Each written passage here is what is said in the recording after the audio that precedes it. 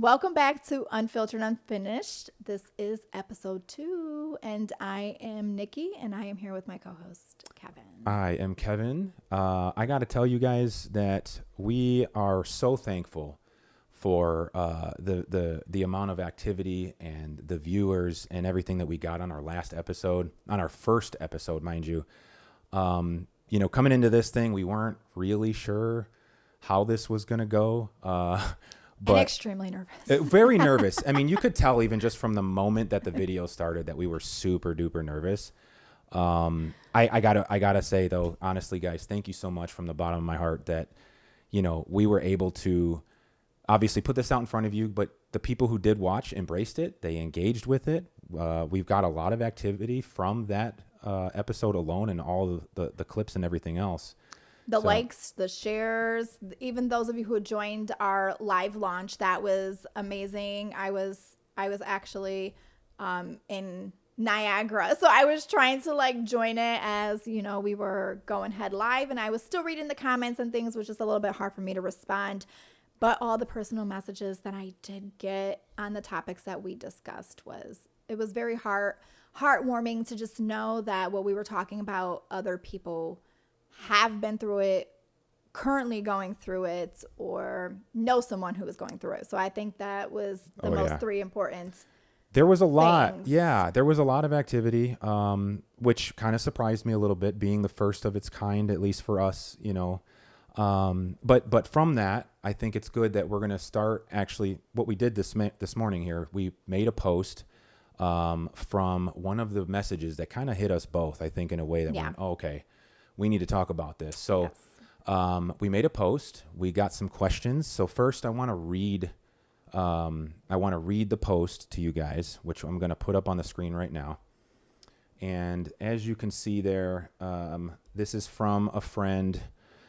And let's see here. We just didn't know at this point in time if he wanted his name to be generated or shown. And correct. Important to know that anytime if anybody does want to discuss something, we will not disclose the person who is writing the messages if you do not want to. That is never our intent. If you would like to remain anonymous, please do so. Yeah, and because important. Of that, his message came to me in private, so I'm not gonna put his name out there at this time. But we will be reading some comments and stuff as well after this. So this is his message to me. I have a topic for your podcast. And as he says, when women are not happy, they tell us. We deal with it. Don't say much, but fix it. When men are not happy, we are not allowed to express how we feel in fear of the reaction we receive. This is why we have the issues that we have. I think this is interesting because I can honestly tell you from experience, there is some truth to this. And a lot of it has to do with, I think, two things. Is A, how men are raised, and also B, how women are raised. Two vastly different experiences, I think. Yes. So I feel, first of all, that I would like to sort of address how a man in that scenario would sort of approach the situation, right? Yeah. Because I know from me, and I'm only speaking from me, because I can only do that, right? I don't know exactly his experience. We did try to get him on. That was something that we wanted to do, but unfortunately our schedules just didn't line up. But from my experience, being able to communicate has not been my strong suit. I've gone through a lot of development, self-healing and self-development and sort of quote unquote under construction for a long time. I would say 8 or 9 months at this point now, but I have 39 years prior to that where I was dead silent. And a lot of that is because of how I was raised. I don't really do well with confrontation. And I know a lot of times, at least from the women that I've experienced, my wife is not excluded from this conversation. She, as well as many other females that I've dealt with, are very trigger happy when it comes to responding to a man explaining how he feels.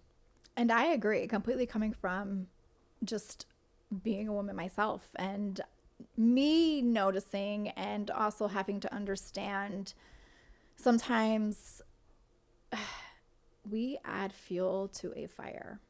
We know what triggers our partner. Mm-hmm. Oh. We know my gosh. what is going to set our partner off, and we do it intentionally. I'm guilty. I've done it on numerous occasions. Does that make that right? Absolutely not. Because we're fishing for a reaction. Mm-hmm.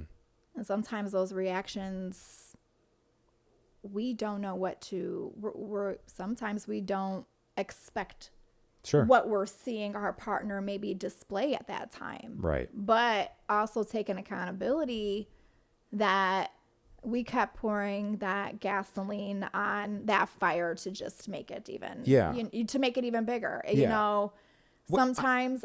I got to ask you though, I don't mean to cut you off. No, you're fine. Why is that? And again, I know you can only speak for yourself, but like, I am in the same boat as this commenter, right? Yeah. Where traditionally, I've been in my relationship with the person I'm married to for going on 18 years. It is a long time. And for I would say 99.8% of that relationship, I fell into this category only because, again, I knew from early on that opening up, first of all, it puts a man in a very vulnerable situation that we were just not taught to be in. Right. But B, that the reaction, the ridicule, the immediate defense mode, right? Like, what is it about women, in your opinion, that sort of like fuels this activity or this action or response? That's the word I'm looking for. I think it could be many things. For me, some of just from my, I've probably been in 3 relationships my entire life. But they were always like long term. Yeah. So, sometimes I had to realize a lot of the times it wasn't even so much my partner, or it was a lot of internal things with me. Mm-hmm. It was things that I needed to work on. I had anger built up in me. I had certain resentments. Triggers that sometimes I think a big thing to address is sometimes maybe the way that we watched our parents fight in the home, right? Which that alone is such a big thing. Yeah. That alone is triggering. So then that would reform some, some memories and things like that. You have to think that you're in your moldable years when you're around that stuff. So like, if you're around that at any length of time, I mean, that's sort of leaving a lasting impression on you and really who you are. So like, I can see how that carry that on. I was never shown that in arguments or disagreements that you sit down. Mm-hmm. I was never shown that, hey, you have to talk about this and work out. I've seen it in many crazy different forms. I can relate. I've seen slamming of doors. I've seen things being broken. I've seen at times, where you put your hands on each other. So sometimes I think for females too, we're still learning as well. It's just that do you think you're still sort of like defending from those times? Like as when you're in that current moment though? Yes. Do you think that you're still pulling out some? Yes. Okay. I do. I still think there's still some things that I'm just, or looking at this way, I'm trying to justify my behavior in the situation. I don't want to admit that. You just struck a chord. Okay. I think women, we try to justify more than taking accountability. And I know you women are going to come after me for that. I know that, but you know what? I do. We're going to move on. We're going to keep going. I'm just making a point right now. Like, just if you're watching, remember that just for now. Cause I got some stuff I want to talk ladies. about. No, I really do. I think a lot of it's justifying. And you know, the saying, you can always, what's the saying? You can dish out, but you can't take it. Mm-hmm. Sure. Yeah. There's a lot of that. There's a lot of that. Mm-hmm. And sometimes we dish out the things that we're going through on our partners or things like that, or things that we may not like to listen to or accept coming from our partners. Yeah. Well, I think there's some level of, and women aren't exclusive to this, or this isn't exclusive to women, but there is some level of enjoyment. I don't know if enjoyment is the word I want to use, but when you're able to take that little jab, right, and it lands, I don't know if it's the dopamine or if it's, the adrenaline or something that happens, but like it sends this positive vibe or this feeling in your body that like, haha, I did it. You know what I mean? Like you get this, and I know it's not right. I'm not excusing it, but it's like an inferior feeling. Sure. And it shouldn't be. Yeah. But it's tit for tat. It's always tit for tat. And I've had to learn that, like I said, in the different relationships that I was in, because sometimes the men that were in my life, I'm gonna look at you guys when I say this, the men that have been in my life during those, a lot of times they weren't the problem, but it took so long for me to sit back and just say, wow. That is so powerful hearing just by itself, hearing It you say is. that. And, I actually, after about 10, oh my God, probably longer, 13, 15, 14 years, my first love, I was a teenager. I was a kid. I didn't know a lot of things. That was the most toxic time of my life. Sure. But I just, like I said, you're still figuring out who the hell you are in the first place. I didn't know who I was. He didn't know who he was. We're like, oh, we love each other. And it's not saying that we didn't. Yeah. It's a different kind of love, a love that he was there during my darkest times. Sure. So, great guy. How old were you, if you don't mind me asking, during that time? God. Because I think that helps set. No, it does. 13. Yeah. Going on 13, and we were together for 12 years. Yeah. Damn. I just Yes. Why did that didn't click right away? That's 12 years at 13. At 13 is insane. It's insane, dude. I thought, okay, so I had a relationship during that time. I was 2 years and 10 months. I thought that was a long time. Yeah. Damn. It was. How the hell did you do that? I don't know. I don't know. But it was so crazy because as a teenager, I had lived with him and his family for a lot of years, which at that time I shouldn't have been living with no boy at all. Right. But, I said, my going back to our first episode, my parents were going through a lot of things. And like I said, there was, if I didn't have that village at that time, I'm so thankful and grateful. And just, you had to have leaned pretty heavily on their parents and stuff too. Oh yeah, like we talked about. Absolutely. Yeah. And both of our parents had amazing relationships and stuff. So they were our village, and the same thing. He would come and stay, at my house and stuff like that. It's just nothing that I think that I would absolutely, my daughter would never to this day, never to this day. Times were a little bit different. Right. But even going back to what I was saying, we had a horrible breakup. Sure. Public, for everybody that knew us and knew that we were together. And I did some horrible things. During our relationship. Yeah. And I made horrible decisions, and I broke his heart. Not once, but a few times. That sucks.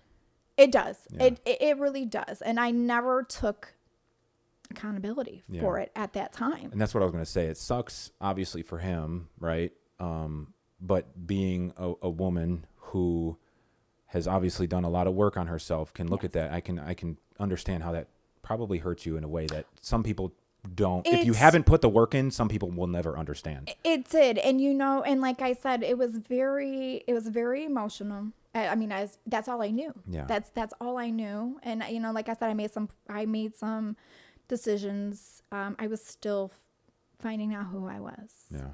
That's a big moment. It was. Yeah, that's a big moment because I mean that's going to teach you so much stuff, so much that you just can't learn anywhere else. I was, and then I was hitting my what I call my party phase or my party era, and he really wasn't into that, and I was being very disrespectful within our relationship, and he accepted a lot of behavior from me because he loved me, and for what it was at that time, our version of love at that time. And then, I and then I do it again. Mm-hmm. And then he accepted it. And that was the whole, my whole accountability part. Yeah. And obviously, time goes on and, I had met my husband who obviously was with for another 12 years. And, when me and my husband had separated, I actually, not a rekindle, please let me clarify. It was not a rekindle or nothing like that, but we actually had an opportunity to talk to one another after 12 years. Yeah. First time. And that's kind of wild. I'm going to tell you. What was that like? Emotional. Oh God. I can't even imagine. It was so emotional on so many levels, only because. But in a constructive way? In a constructive way. Yeah, no, absolutely. It was, I needed that. My soul, I felt like through all these years, my soul needed that. Of course, yes, I got married. I had children. It wasn't like I was thinking, I wish that, it was nothing like that. It was, oh my God, I did some horrible things. Yeah. I feel like I had this like elephant on my chest that I never got closure. I was looking for closure or wanted closure. So we ended up having a conversation and we talked, and I think I like cried. Oh, well, sure. I think I cried because during this time he was going through things in his marriage. He was married. I was going through things in my marriage. We weren't looking to rekindle or nothing. This was just two adults who have been through the same shit. Two adults who as kids have seen each other at the worst. Yeah. And now as adults, we're going through the worst. Yeah. Separately. And I wonder if that moment between you two was a turning point, right? I mean, I feel like situations like that can really lend a very big helping hand in sort of either, changing the direction or at least softly nudging you in a more positive direction to at least want to, because you were able to sit down with somebody that probably offered a great deal of hurt in the past, which you've done yourself, but you know what I mean? So, and I don't mean that he hurt you, but I mean just the hurt that from hurting him, right? 1,000%. So I got to imagine that there was some level of healing that came from that, not just from that amount of closure, but to be able to apply that going forward. I can't even express to you, and it was so important for me, just to go back to the subject, was to validate everything that he had felt and that I had put him through was completely valid. Sure. I said, you know what I told him? I said, you should have left me a long time ago. It's crazy to say that, but as an adult, I know that. You could look at it more objectively. At it. And I bet that conversation made you look at your current husband a whole lot different. It did. And I literally, because I remember when I had explained and admitted to the things that I did to him, which was, I'm not going to say infidelity because usually that term is in marriages. So Yeah. the cheating, I did. I'm not proud of that. But I can't change the past, and that's what happened. Yeah. And I remember begging him for forgiveness on many times that after I had this conversation. But the thing is, I had begged for that forgiveness. He gave it to me, and I did it again. I did it again.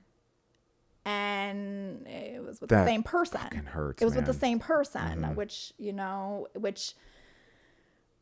there's no excuse. There's no excuse for that. And going to my situation as an adult with my husband, it was like a one and done for him. Yeah. And I've listened to him beg, and I don't mean that cringy, you guys, but I mean that you heard him. I heard him. Yeah, which is a whole lot different than listening. I heard, you heard him explain the mistakes, the regret, the hurt, the same way I explained my mistakes and regret and hurt as a young teenager. So you probably saw yourself. You saw a lot of yourself in that situation. I did. Which then probably also gave you another little kick in the ass to like, okay, now I get it. I get it. Yeah. And sometimes I struggled with the fact of, damn, there was a point in time where I wanted someone to forgive me and my faults and my mistakes because they were shitty. Yeah.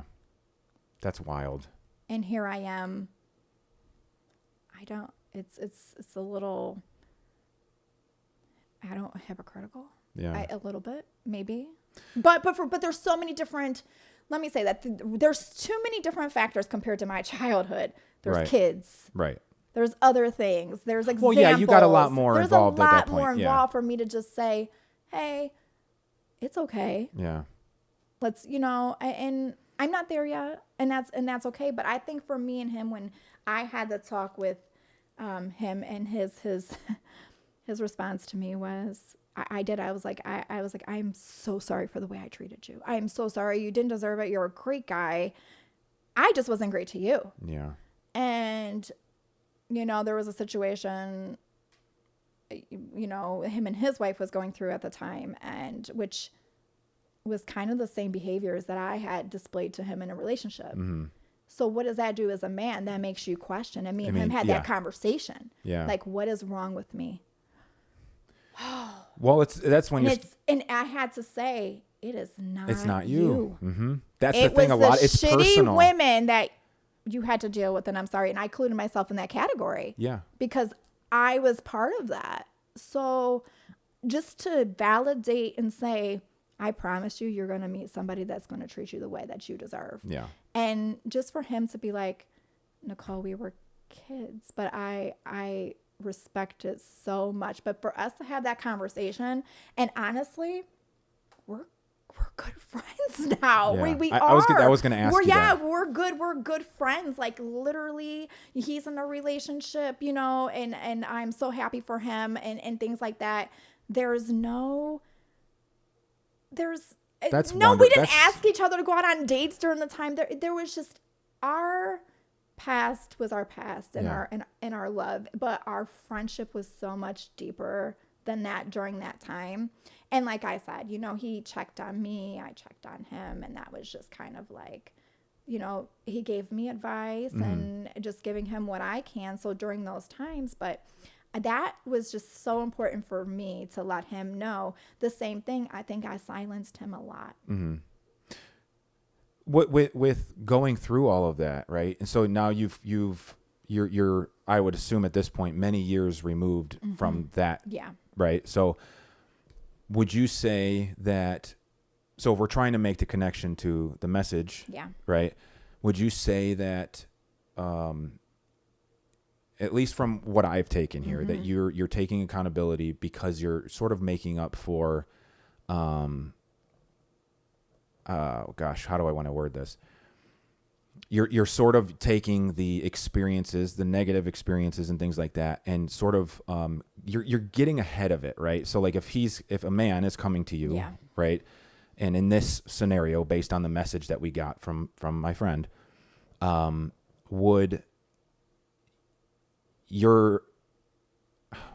I'm sorry, I feel like I'm jumbling this up No, here, you're but fine. if a man were to approach you today, I guess let's rewind it back. If a Okay. man were to approach you today, knowing what you know, right? I have to assume that you would address said concern Yes. a whole lot differently, right? And I know that this story that you gave us is a lot of your own experiences, right? So how does that, man, I'm really I'm jumbling over this because I'm trying to find the best way to word this to make sense. I got a lot of thoughts that I'm trying to just put in order. But if a man approached you today, you would obviously handle the situation differently. 1,000% different. And that's wonderful. Yeah. Do you think that it takes a person to go through what you've gone through, and maybe not exactly, but I mean some sort of situation where it makes them look inward? I mean, do you think that's what it takes in order for a woman or any person to be able to look inward and actually and make those changes? Because I don't mean to cut you off, but to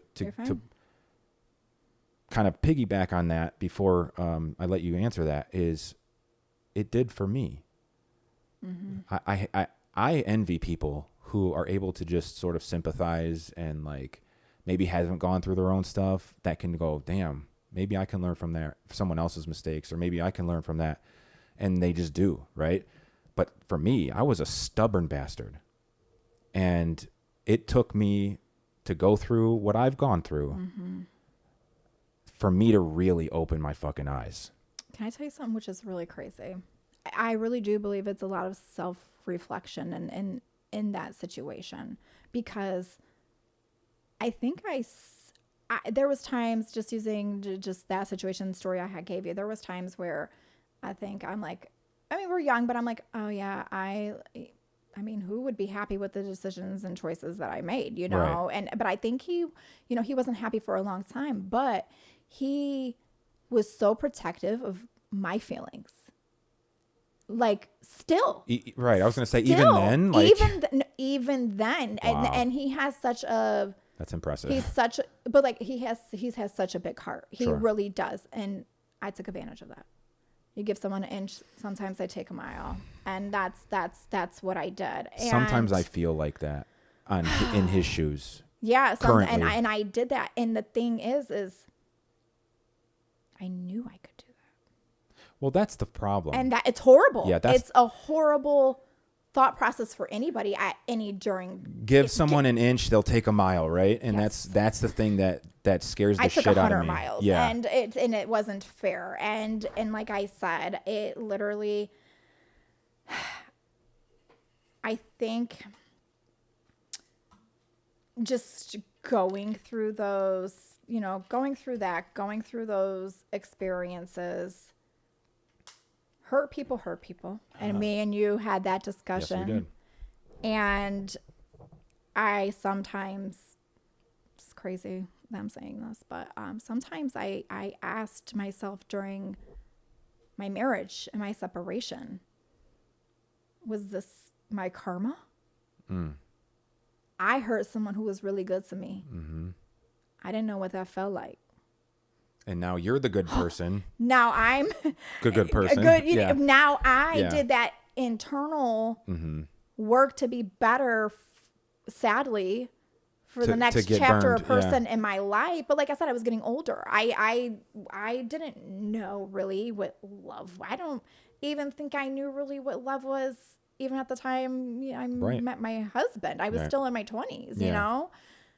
But sometimes I think, I'm like, oh my God, the hurt I experienced from those actions. I went through it. Those are lasting, and those are lasting impressions for sure. It. And sometimes I believe in the universe so much. I'm like, was this full circle? Was this that just years later to let me know that sometimes, hey, we're watching. I made somebody, and this, I'm not laughing, but I made somebody feel this way. It does not feel good. Yeah. No, it doesn't. This shit does not feel good at all. This was the most hurtful thing I have ever went through in my entire life. And I've been through a lot of things. Mm-hmm. But I think embarking on that journey of being a better woman for a man. And Sure. I know that sounds crazy just to be like, oh, for a man. But I literally, I don't like, not that I was like promiscuous as a teenager or a young adult, but curious and Well, things sure. in that nature, as we all are. When I had met my husband, and it was fast forward, got pregnant right away. It was very quick. It was a quick. I literally. You were thrusted right into a fully committed relationship. Fully committed relationship. I had literally moved out. Like I said, then me and him had our own house for a couple years. I literally moved out. I think we separated in March. I moved in right away with my husband, and I was pregnant in December of that year. Jeez. Yeah, that's quick. That's quick. When you talk about not really wanting to come out publicly with that, just because I knew how that looked. More, not to everybody else, but to my family. Yeah. Because here I just had this long-term relationship that everybody knew. Here's this new guy. Here's a new guy. Hi. Yeah. In 5 months, I'm pregnant. Even though I'm older, it still felt a little bit shameful for me. Well, sure. in a way. Sure. It probably felt a little dirty. It did. Yeah. No, it did. So I can see how that like would totally like fuck with your mind a little bit, right? And I could see how that definitely lends a hand into how you react and how you sort of communicate. Both good and bad, right? I didn't know how to be alone. Yeah. I've never knew how to be alone until these past 2.5 years. Recent now. Yeah. Recent. Yeah. And that was the thing. I was so dependent on, and not like financially or anything. I was so dependent emotionally. on that emotional part from a man. Yeah. And it's crazy to think that I had to unlearn that recently. Yeah. And a little bit like, I don't know, counterintuitive or counterproductive here, but like you're leaning on a man emotionally, right? Because that's what you've sort of become accustomed to, but you're also responding to comments or concerns if he ever brought up something in such a like a negative light, like you're hurting the very person that you're dependent on. Yeah. That's weird to me. That's a weird concept. It is weird. Yeah. It's very weird. But once again, in my home, I was never shown proper ways. Yeah. And I think that's so important for people to know. Like, and that's why I'm so open and adamant with my girls and about feelings and things. And I'm teaching them right now. I'm so big on, please, boys have cooties. Okay. I know they have cooties until you're like 22. Okay. Yeah. Because I was that young girl and I didn't know what I want. And I was looking for attention and love in other ways that I would never want my daughters to look for. For sure. Because me building them up and showing them, you don't. And this is no disrespect to men, but I want my girls to know they don't need a man. I want you to focus on you. I want you to self-love yourself. Because if you don't love yourself, a man is not going to fix that. Is not going to fix that. No, and you know what? I thought it was. That's a really big takeaway. Again, I mean, this might be an adjacent conversation, but like I was in a similar situation where I went from one relationship, which was almost 6 years at that point, into the one that I'm currently in. And it was literally, the girl that I was living with didn't even move out yet when I was bringing my now current wife home. Okay.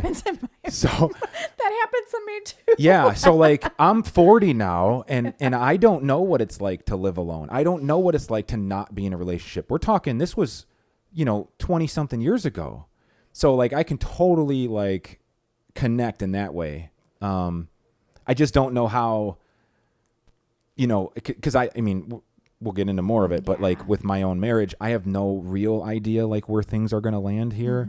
So like, that's terrifying.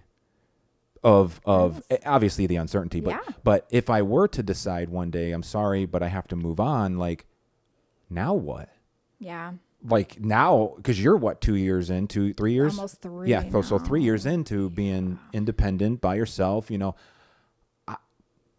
I don't know how to live. It's hard. I don't know how to do I it. didn't know how to live either. I Yeah. didn't. And I think, That's I tough. think when people, like I said, social media is just what you see, and when at this point in time, when we had made that decision, it's so crazy because I knew I was like, I was, for one, I was like, I felt shame. Sure. I felt embarrassment.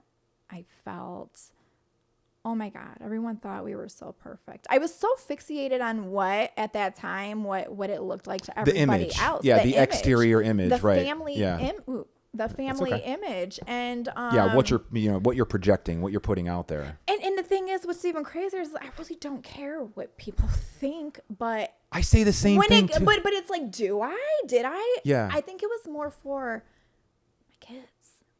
I know that sounds crazy, but I think it was like more for the fear of, oh my God, is everybody's parents at their school still married? Is everybody's parents at their schools? But Yeah. to hear to find out this population of where I could see how divorce rates are so high and people, blended families are so big, but in my head, Yeah. and I grew up that way. Well, so, yeah, in your head, your kids are going to go to school now living in a single parent home, and Yes. all their friends have their 2-parent households, and they're going to get looked upon. Yeah. yeah. So That's, it was, I get it was more, I mean, that's power. I mean, it was more of that image. And I remember I was like, I literally, and it sounds crazy, I was like, oh my God, how am I going to announce? Like it was an announcement. I don't know. Like, how am I going to announce this to everybody? yeah. And I remember the infamous TikTok, and it was like New Year's Eve. And I remember it was like, and with the year 2022 comes to an end. Yeah. It's one of those. Yeah. And Oh. I slipped off my wedding ring and I sat it on the table and I looked at the camera. No, you didn't. Did. My TikTok is still somewhere, probably on my Facebook. Oh my.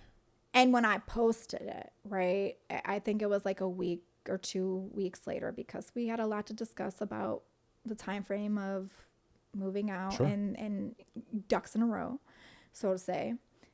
And I remember posting that TikTok, and I was so scared to press share. And everybody thought it was a joke. Thought it was a joke. So at this point, were none of your sort of quote unquote dirty laundry out there at No. all? So, okay. So this was like This was like, Oh, my. where did this come from? oh my. This was like, wait, we just saw you on vacation 2 weeks ago. Yeah. It was, oh my God, we just, my main reason of doing that was the fear of, just saying, I was going through a lot of things at the time. Being out somewhere and just saying, and it was way too soon or anything, but I'm just saying if I was out somewhere, or what if I was on a date, or what if no one knew? They're gonna see me With someone else with somebody or whatever. else, and then this whole That's crazy a image. that's a of can of me, worms. That's a can of worms yeah. that I just never. I was like, that can't happen. I don't want, or not even just me, him. Yeah. Right. Right. Do you want to get? He was acting. He was going through some things and spiraling and things during that time, and just incident after incident after incident. And I was like, yeah, I have to let everybody know in this way. And, of course, everyone's like, I'm so sorry, and things like that. Yeah, and the pity parade comes out. it was a pity. Yeah, it was the pity train. And, but I was nowhere near done processing any of that. Yeah, no, hell no.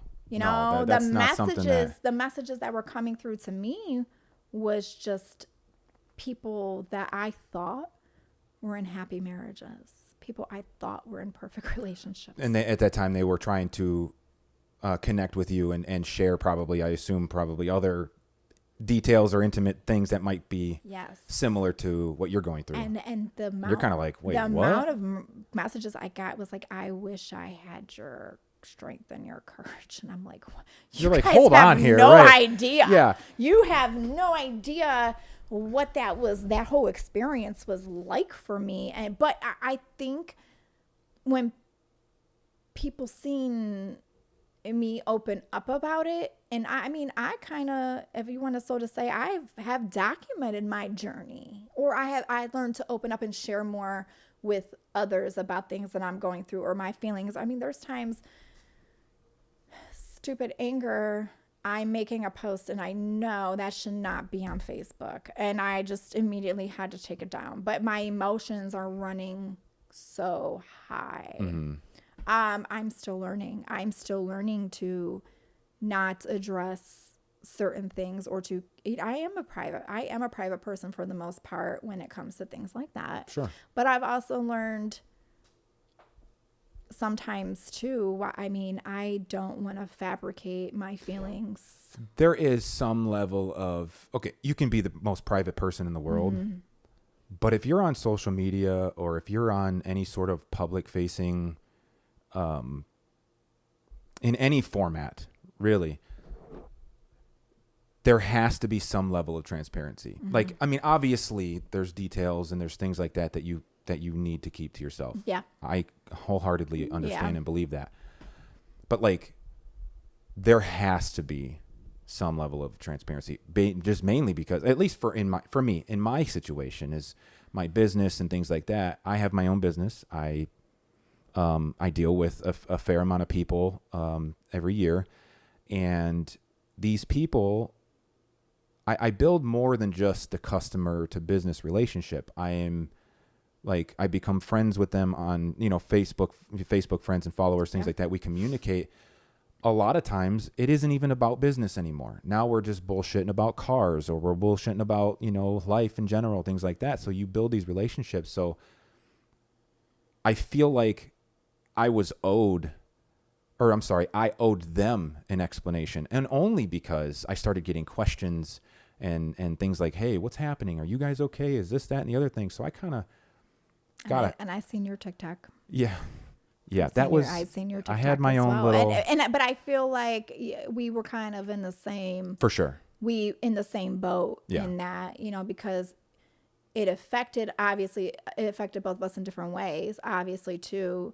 And it is important because, I do run a nonprofit. Yep. I am a businesswoman. I am here, there, and everywhere. And I'm in front of so many important people. And sometimes those behaviors, can be looked down upon. But at the same time, Right. I hate it because it's like, I'm human. Yeah. And that's the point, actually, that I want to make. You just kind of touched on it, is that when you're dealing with people, at least, again, this is my opinion, I suppose. But when you're dealing with people on a scale, and any scale, but, in a fair amount, when you start getting questions about what's going on, you can keep the private stuff all you want. You can leave it all out. But when you're not giving any information, they're going to start developing their own.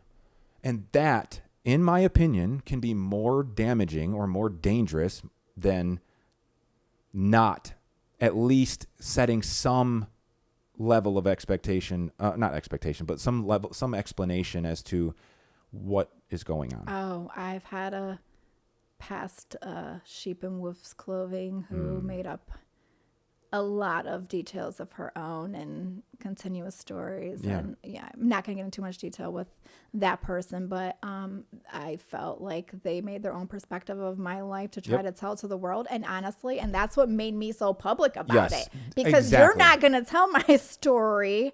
I'll tell it before anything. And that's just, I won't give that too much attention. Yeah. But it was very, it was hurtful. Mm-hmm. It was shocking, very off guard, very disrespectful.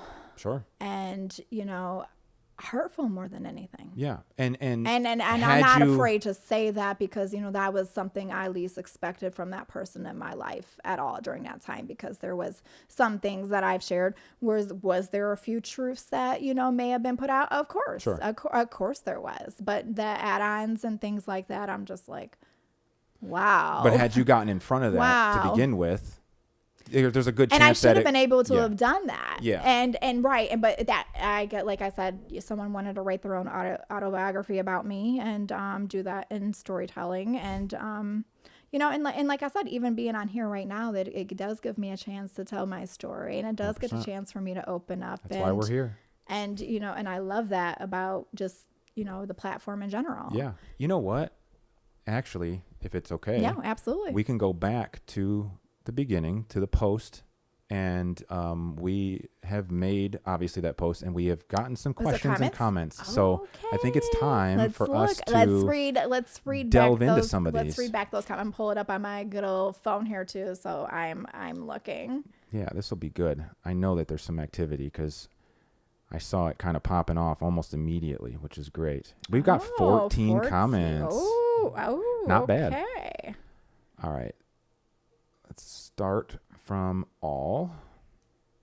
All right. Do you want to? You want me to take maybe the first 3? Yeah, grab a couple of these and let's have a little conversation. Okay. Or a little.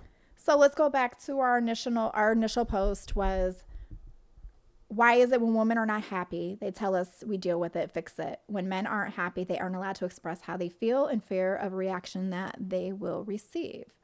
So I'm going to go off of here. David says, sounds like a breakdown of communication to me. Communication is foundation. In a relationship, without it, the relationship is likely to crumble.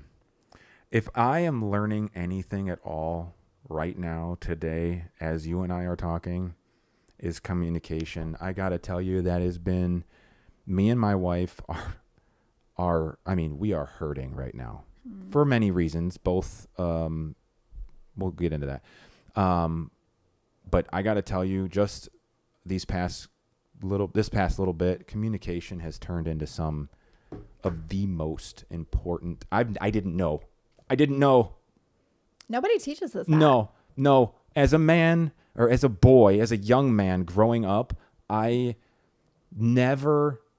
hated being the sissy or the pussy or the, whatever. Man up. Yeah. Tuck it. Let's go.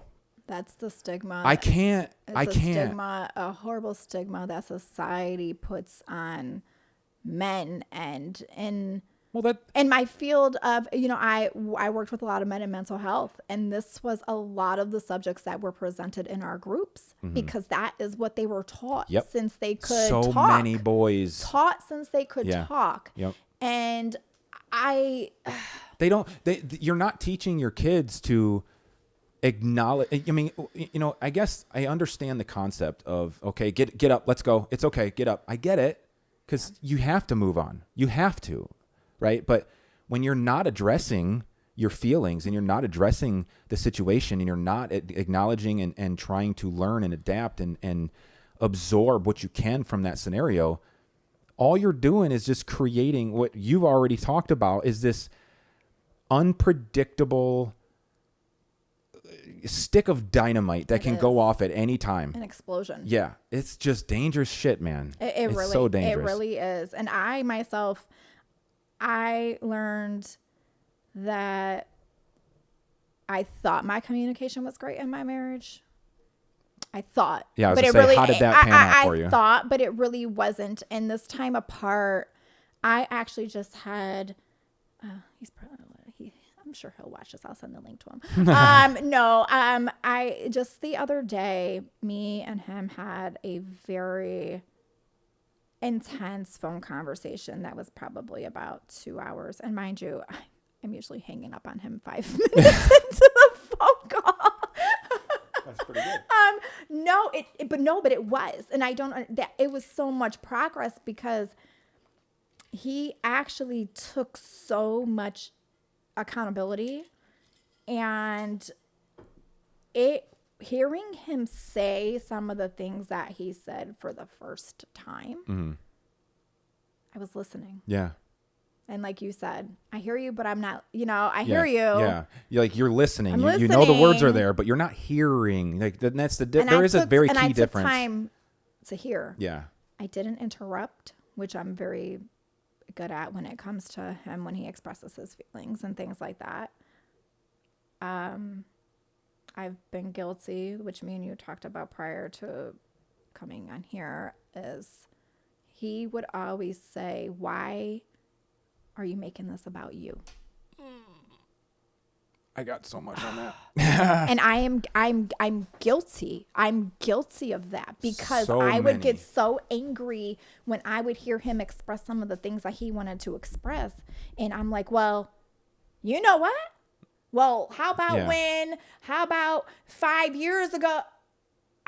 Why am I doing that? Yeah, you're deflecting. I'm going, it's tit for tat. And I'm like, I didn't want to hear certain things, which I should. And I did, but our phone conversation went just so great. And I was listening to him. I heard him express so many things. And, I expressed, we both cried on the phone conversation, and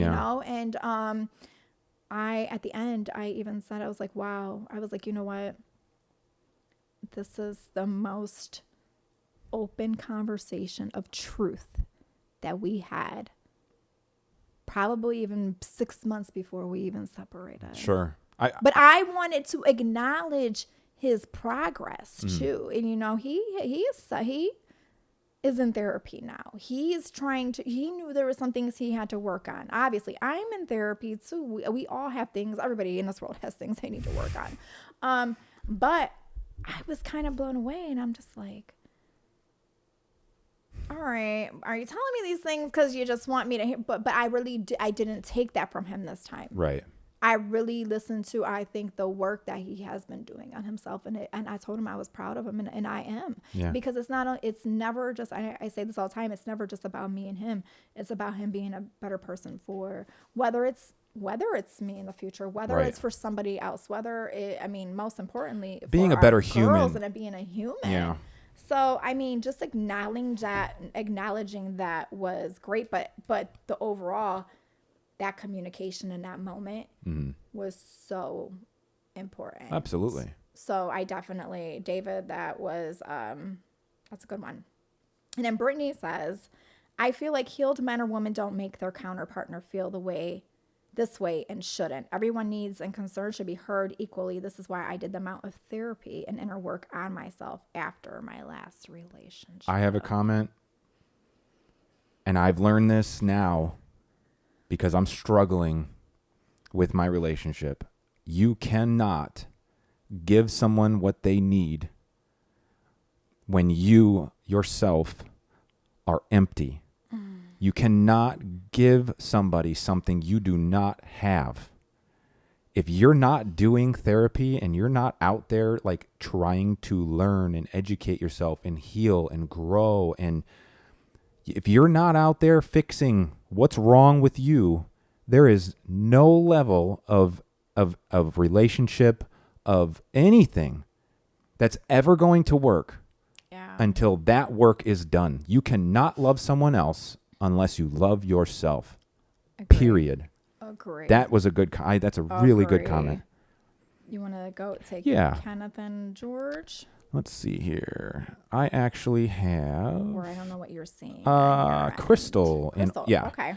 Crystal says communication breakdown. Communication is key in a marriage or relationship. No one can read minds. Good communication is the lifeline of a healthy marriage. Without it, even love can get lost in confusion, resentment, or silence. I absolutely 100% That's agree a great with that. response, Crystal. It really is. It really is, because again, I am actually guilty of this more than I would like to admit right now. But I'm also on the receiving end too. So I guess, I have experienced both ways, but this is so important because, again, as we've already said 1,000 times at this point, like for me, I was silent. I was the silent type. I was always the avoidant, as they call it, right? I was always the one who would remove myself from the scenario. Although that is a very good tactic to avoid arguments, but you have to come back to it. I didn't a lot, which we're going to talk about that more today. Did you sometimes, let me just ask, did you think avoiding was just like, okay, I'm going to go, just say in my garage or in the next room I'm going to go watch this football game, right? Right. 4-hour football game. And then by the time I come back It's to over. this, we're gone. just not good. It's just not going to be there. You know right? how you ever heard, and this is kind of floating around, you ever see like if someone's trying to show you something or maybe something that didn't something unbelievable, and they say pics or it didn't happen, right? Yeah. It's kind of the same thing, right? Where I feel like if I can just get away from it long enough where, the initial jerk, the shock, the initial feeling, it didn't actually happen. Did it actually happen? Like, we're not really hurt anymore. Like, are we really that in a bad mood about this? So like I avoided it a lot, so much. And that absolutely 100% contributed to so many of the issues that we have today.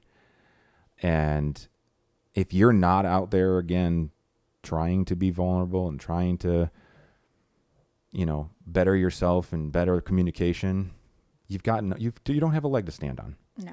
Yeah. So, Kenneth says, probably a key communication issue that leads to a successful or failed relationship. Again, that just strengthens everything we've just said. Yeah. Let's see here. Let's see. What is JP? JP says, in most cases, men have to be rock solid and are allowed to show any form, or not allowed to show any form of weakness, which to men is emotion around anyone, but most importantly, their significant other. Most men feel if they show a bit of vulnerability, it will get used against them from their partner the next time a fight happens, or worse, that they leave because we are weak and no woman wants a weak man. So most men just deal with all of life's pressures in silence, alone and struggling while maintaining a sad smile. But the eyes don't lie to those who look. Holy shit. Wow. JP. So we can dedicate a relation we can dedicate a whole episode to just this comment. Yes. I have some very, very strong opinions about this because I'm actually going through this right now and I'll keep it brief for now, just for the sake of time. But if a man can't be vulnerable to his wife or significant other, I mean, really, realistically, who else can he be, right? I feel, excuse me, I feel that your wife or significant other should be the person that you can just break down to. That should be your safest place. 100%. That's safety is the most important thing. Without the risk of those things either A, being used against you or being thrown out to others to make either them look better or to make you look bad for one reason or another. Right. I have so many things to say about this. That was a great response. That's a really strong message. You know what? I think for me, it's always been opposite. What do you mean? I mean, when it comes to when his statement of saying, oh, because women want strong men and things like that. I don't think I was ever like that. I'm a very empathetic person in general. So to me, in the relationships or men that I have engaged with or talked to in between, 90% of them really, they had a problem with opening up. I got to open them up quite a bit. I've had people like, you'll never get me to talk. And I'm just like, give me say less. 3 weeks. Yeah. No. Challenge accepted. Yeah, challenge accepted. I and it's crazy, but I don't want to say, and I don't mean this in a bad way, brokenness in men was my attraction. I was going to ask you about that. I mean, do you feel like that was like what kind of drew you in? Kind of Every man in my life. Holy shit. Every man in my life. And like I said, not that they were just so broken individuals.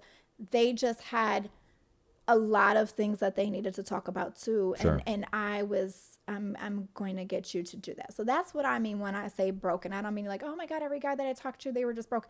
No. It's like, give me a tool belt so I can fix them. Let me go to work, right? But in a great way. It was because I wanted them to understand and I wanted them to express. And to me, I don't like that nothing can get to me. Nothing bothers me. I don't care. Yeah. I don't want that. Yeah. I want that emotion. I want you to be able to tell me how you feel for me. I want you to be able to tell me. I think you're in the rare that you love me. I want to be able to be like, you know what? If we sit down, how can I help you? And I do want to clarify. I did do this in my marriage before we made that choice to separate. Mm-hmm.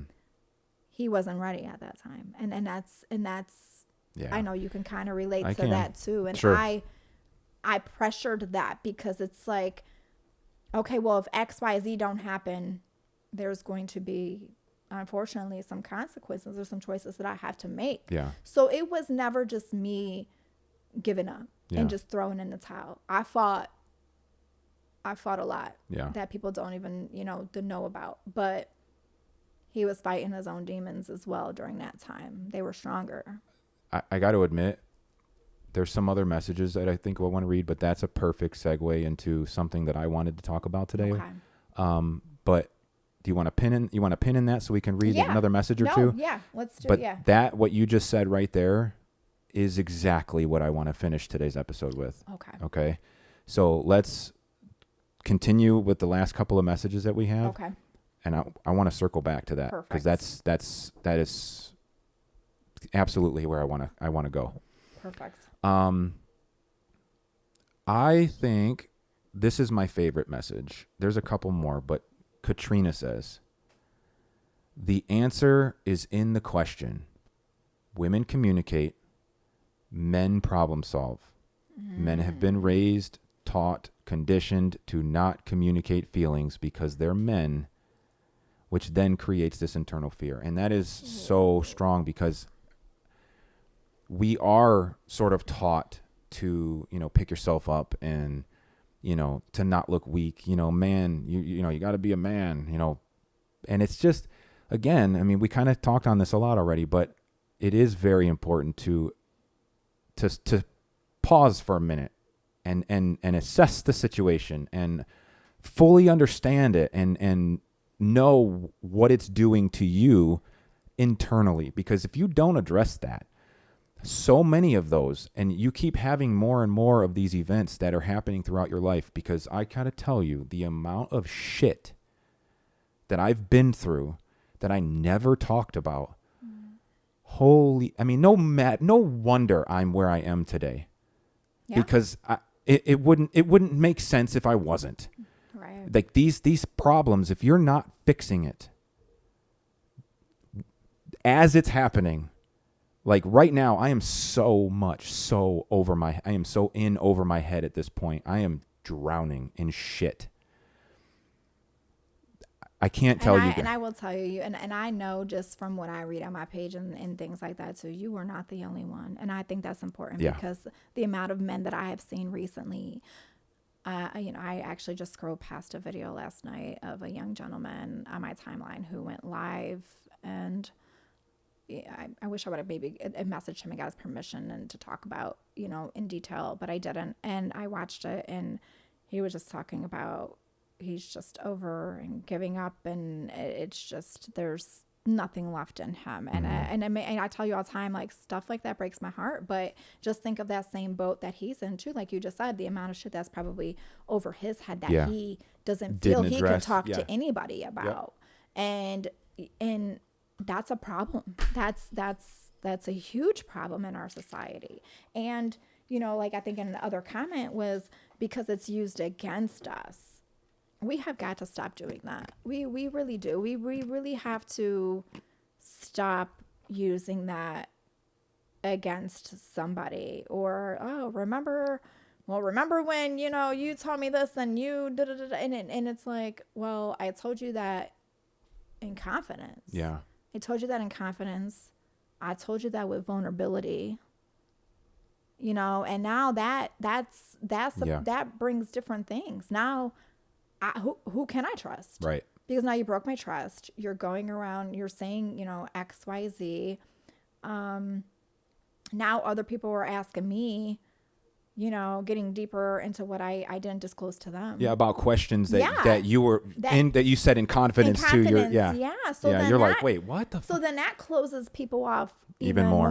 Mm-hmm. Yeah. So I really, I'm battling that right now because, on one hand, my wife and I, after the issues that we're having, and me, being in therapy for several months at this point, and sort of going through my own development and things like that, we are having some of the best conversations that we've ever had in our 18 years together. Like, the amount, because I was raised in a household that was very loud, very aggressive, very physical. And that's the way I handle when there's the slightest little trigger, usually I'm instantly volume 10, right? And there is no in between for me. It's like high alert. It is. And it's one of those things where, like, it's a struggle, but I am fighting tooth and nail to control this, to a point where, like, in the middle of our conversations, this actually recently happened, where we're talking and she's staring at me, but like in a way like where that she's hearing what I'm saying, but she's got something else in her head. And I'm talking, trying to talk through it, but she said under her breath, "I'm really proud of you." I've gotten the fucking chills right now. How did that make you feel? Oh my God. How many times have you think you've heard that from her during that might have been the first time ever. Because at the time I didn't know really what she meant, but when we came back to that and she said that to me, it hit me in a way where I'm like making me tear oh up. My God, like, because like we have had some really shit times, but these conversations and the talks that we're having out of it has really been honestly eye-opening. Like this is new to me. Yeah. On the other hand, it's and I think that's so important, because even like I was telling you about the conversation that me and I still trust him as my husband, because he's still technically, we are married, my husband. That is what he is. Yeah. And even that conversation I told you the other day, I wanted to validate his progress, because that was important, because I do want him to know that, it's not going unnoticed, but I also want to make sure that you're doing this for yourself, and I think that's what's important. But as the person he is, in his head, I know it's for his family, and I know that's what he's pushing so hard for. Yeah. But I'm trying to validate and express the importance of his self before anything, because like you said, if he's empty, what is he going to give to everybody else? Yeah. Let alone you and his kids. There was times, and I know during those last couple of years, he was empty. Yeah. And even as a wife, I don't want to say that I didn't see it, because I did. So I don't fault him for 100% of, what we went through, because at the same time, maybe I should have been more persistent on asking, well, what can I do? Mm-hmm. How can I halfway fill up this glass for you? I could fill it up halfway, but the other half has to come from you. Yeah. But I think I just, at that time, I was going through my own mental health. I was going through a lot of different things, as well as he was. So my cup was not full either. Yeah. So it was hard. Well, Here we are. We're just back and forth. We're dripping into each other's I'll give cups. you some. No, I'll give you some back. Can I have some back? But so no, and I think that, and I think that was such great progress for you and your wife to talk about that, and for her to say that. Yeah, I that hit me like a ton of bricks, because at the time, like I said, I didn't know. I'm like, "What'd you say?" She goes, "Nothing." And we just continued our conversation. And then I think it was the next day I was cooking dinner or cooking breakfast. I forget, but I'm in the kitchen making us some food. And I said, what was that? I didn't understand, like, what was that about? And that's when she hit me with, because she knows traditionally, she can only speak from experience, how aggressive I used to be. Yeah. And it was always just yelling and shouting. I mean, Yeah. it was always obnoxious to her, of course. But the fact that I'm like managing my volume and the way I talk to her, and just to see that she acknowledges the changes that I am making is I love that for you guys. I tell you, you know what? I don't know where we're going. Her and I, we live together still. We are, we both love each other. There's no question about that. Yeah. I still have some really hard days and things like that. Actually most recently I broke down, I lost it, and it was the first time in a few weeks, but, one thing to give her credit where it's due here is that, in the past, and this is again, therapy and counseling and the things that we've gone through recently, had I expressed those feelings at that time, it would have been what you've touched on. The majority of this podcast today is trigger, attack. Yeah. Right. But instead, she grabbed onto that and she said, I am so sorry that I put you through this. And she's like, I know what happened and I know what I did. I am so sorry. I hate seeing you in pain. Mm. And just hearing her say that to me is not something that I've ever, like, it's a feeling that I cannot put into words. I can't describe that. I love her a lot, but that gives me a whole nother level of respect. Mm-hmm. Just for that, in that moment, to not beat me down more, to actually try to pick me up. Like, I'm not used to that because that's just not who she really is. So she's making a lot of changes as well. So like, this is just it's so big. It really is. And that goes to show you guys the importance of what therapy can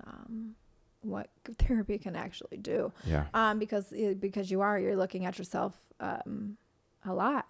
And there's so much inner look. Yeah. And it is. And I think that's great. And I just like looking down at, a lot of things that we see is it's the disconnection, the anger, the resentment. The resentment, I think, is the hardest. Mm-hmm. And you don't even know when resentment's going to come. Mm-hmm. It comes at the most inopportune times too. It comes in the most craziest waves. It comes when you don't even, you're like, where the hell did that come from? Yeah. And then but like I said, the triggers and stuff is it's such a big thing. And I just think, obviously we can't fix anything we don't talk about. Yeah. So I think that's a big thing. And I think if that's, important, being able to address things and talk about it. And I know that we're kind of approaching the limit that we set for ourselves in time. But I feel like there is a little bit more, if it's okay. No, absolutely. I wanted to touch on a couple things, to kind of really piggyback off of some of the conversations that we had today. And I want to finish out with a story that I think just sort of solidifies everything that we've kind of been through today and just in general. Yeah. So I want to piggyback off of something that we talked about in our first episode. And I'm just going to set some groundwork and then I'll move into the actual story or explanation, however you want to look at it. So the very beginning of last year, 2024 was supposed to be the year of me. That was supposed to be my glow up, that was supposed to be my year to really show myself and everybody around me who I am and what the hell I'm capable of. Like, I was really set to make 2024 my year. So I had spent the very last few months of 2023 at 408 pounds. And and that was like that for a long time, for many, many, many, many years. And side note, my wife loved me through all of it, which I have to give a lot of credit to her for that. So anyways, I end 2023 with the process of bariatric surgery underway, which was scheduled for February. In January, though, so 2024 starts, I'm as optimistic as it can get. I'm happy. I'm ready to get my life started. Like, I feel like this is the new year. It's the new me. Like, new year, new me. So as cliche as that is, that was real for me. So January of that year, I had I'll call him an old friend, pass away, who held on to a secret or a story. I don't want to call it a secret, but a story of some truth that if you want some more information on that, you should watch the first episode, where a lot of information comes out about this story. And it's one that changed my life forever at my teenage years. But this person passed away in January, taking a story or truth with him that I was never able to get from 14 years old to 39 at the time. That hit me in a way. And I don't want this to sound grave or sound bad, but it wasn't him dying. That's not what upset me. That sounds terrible, but no, I understand what you're saying. But the fact that I didn't get the truth and the story from him over all those years is what really, it took so much out of me. And that was the start of my collapse in 2024. Okay. I started going downhill pretty quick. I had my surgery in February. Actually, I don't want to rush through this. I'm sorry. Jeez. So I had my surgery in February. And at this point, I had this massive blow up with my wife at the time, that is now coming back to haunt me quite a bit. We had a lot of conversation and a lot of argument already, and it's already only 2 months in, about me just not really giving her what she needs in terms of like comfort and affection, sexual, she just wasn't satisfied at the time. And it was not even like much of a conversation at the time, but it was just one of those things where like she would kind of jab and poke as like a joke. Like she would say it jokingly, but knowing now, hindsight being 2020, I know that all of those jokes they weren't. So as we continue through the year, I had my surgery. I'm starting to lose weight real quick, like really fast. And can I just say, first off, that was just, for you to just take that initiative and those changes and to go through, amazing. Thank you. You look great. You look amazing. And I know it's just so much better around for your health. And I think if people if you guys want to watch his journey, he's on TikTok. I watched your journey. I've watched your journey during all that, too. And just to see the build of confidence. It was so, you can actually, I'm glad you said that. You could watch the videos. There were hundreds of videos at this point. Listen, I've watched everything. I mean, from the first moment, I think what really stood out to me, and I'm not trying to derail from your story, but just to kind of go back what you're going with your weight loss, is that stood out was when you and your daughter, you sat in the Cedar Point ride. And how big that was for you. I cried that day. like that may sound like nothing to anybody else, but like I watched that and I was watching your journey and I was just like so happy Yep. for you. Getting in a roller coaster seat for the first time in 15 years was by far and wide the most, actually more than 15, it was almost 20 years. That was the moment, like that was like the coming to light, like, oh my gosh, like you're really doing this. Like we're you're here. Really, right. You're really embarking on Yeah. this journey that you set off to do. Yeah. It was a very big moment. So good for you. Thank you. I just want to congratulate you. Thank you. That. I appreciate that. I really do. And I'm sure we'll get into a lot Yeah. more of that as we go through our show here. So, as we continue with the year, I lost a lot of weight, and I lost that weight too fast. It wasn't unhealthy. I didn't lose too much. It was just in the speed in which I was losing the weight. Kind of concerned some doctors, but there's nothing you can really do. They just monitored. They just watched, right? So as this was happening, I started developing a lot of pains. Like I couldn't walk. There was a point where I couldn't even go down the steps, right? And I'm 100 pounds less at this point, and now I'm immobile. Now my back hurts. Now I can't pick up a 10-pound box. Now I can't sit down at a bench working like I have to, which then created its own fucking problems. Yeah. Right? So I'll come out here for an hour or two and I'm in pain. I can't work. So then, after a few hours of working, in pain, I have to call it quits early. I have to go in the house and lay down and prop my head up. All of this was because I was losing weight too fast and my body didn't have time to catch up.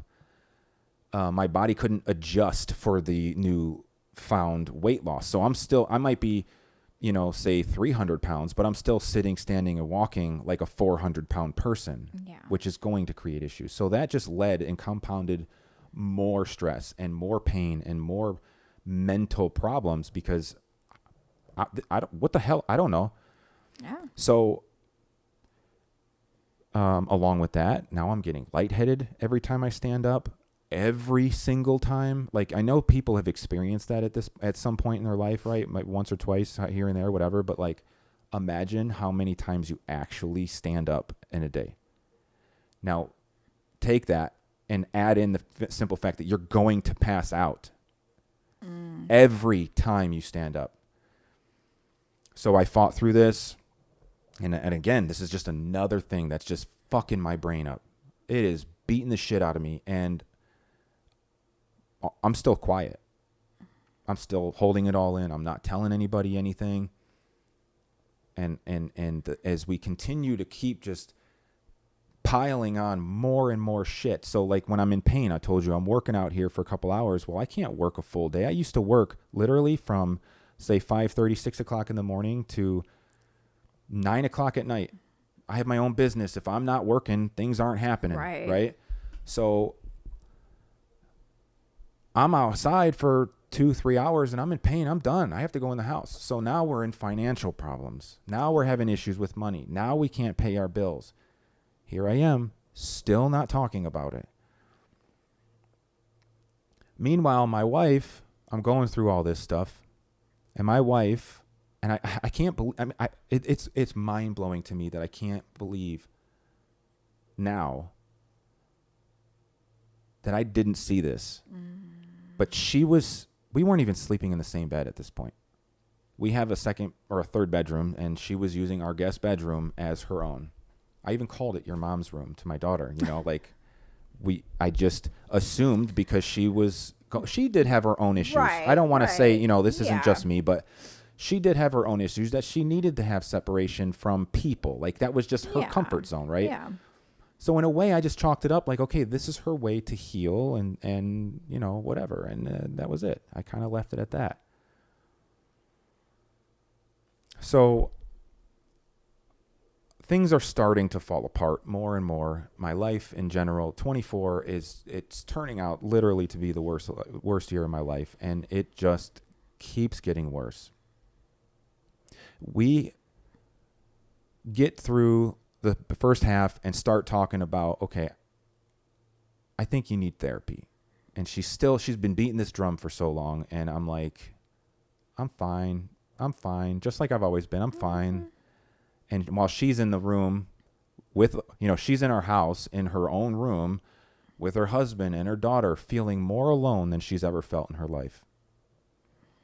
She was isolating. Absolutely. And maybe there was some comfort that came with that for her. But I didn't see that. I wasn't available because I had my own issues, and I wasn't smart enough to see the signs that were written all over the fucking place for me to grab onto that and not only try to address my own stuff, but try to help her out of hers, right? So, too little, too late. Come December,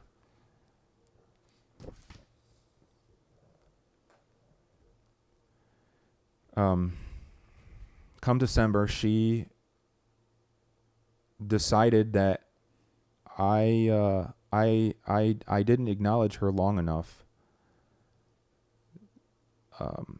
She felt alone too long.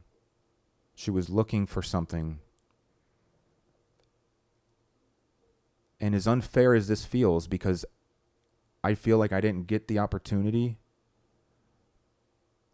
to hear that from her, she decided that she needed to find someone who would pay attention to her. And this, it's hard. This was something that I never knew. I just didn't. I was so blindsided by it. I didn't see it coming. And again, now after how long? What, 8 months, 7, 8 months now? It was written all over the fucking wall.